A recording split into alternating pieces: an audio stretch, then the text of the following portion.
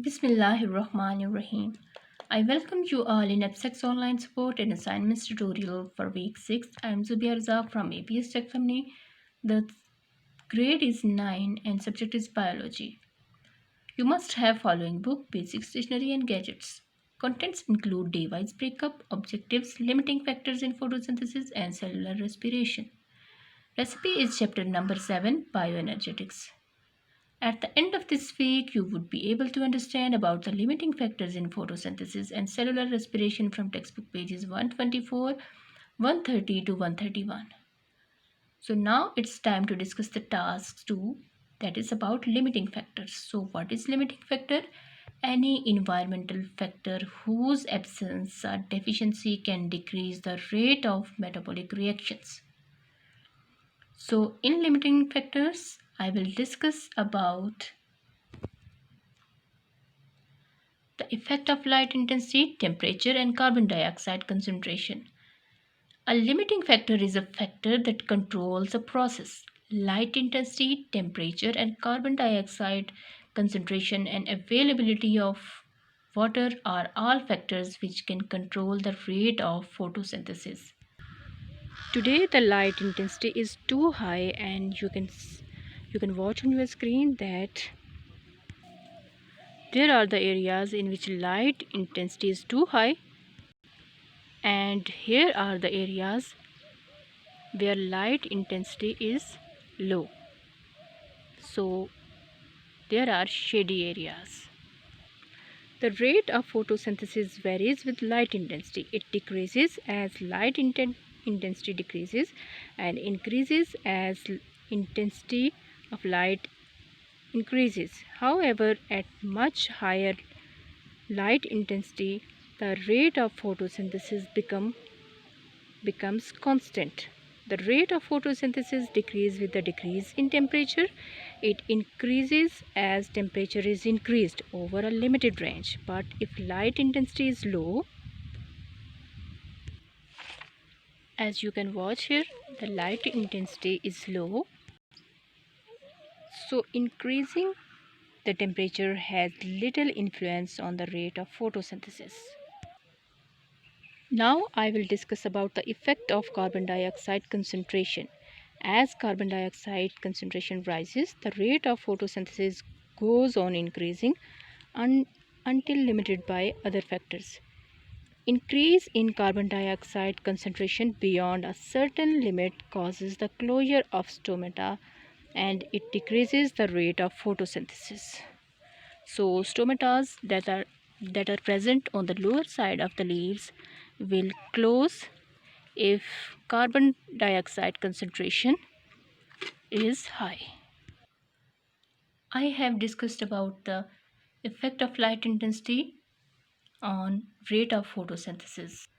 I have also discussed the effect of carbon dioxide concentration on photosynthesis, and here you can watch the stomatas are closed. Now it's time to discuss the cellular respiration. The term cellular respiration refers to the biochemical pathway by which cells release energy from the chemical bonds of food molecules and provide that energy for the essential processes of life. It can be aerobic respiration, that is in the presence of oxygen, or anaerobic respiration, that is in the absence of oxygen. So here you can watch the process of cellular respiration. Now it's time to discuss the release of energy during cellular respiration. Organism utilizes oxygen and this oxygen breaks the CH bonds present in food. As you know that the food we eat is organic in nature. This breakdown yields energy which is transformed into ATP. During this process, the CH bonds are broken by oxidation reduction reactions I have discussed in my previous lectures. So carbon dioxide and water are produced. Now I will discuss about aerobic respiration. In the presence of oxygen, complete oxidation of glucose occurs with maximum release of energy.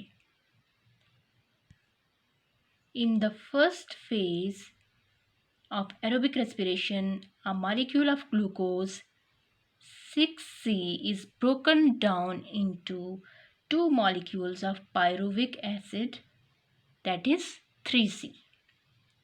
In the second phase, molecules of pyruvic acid are completely oxidized and all CH bonds are broken to carbon dioxide and water, and all energy is released.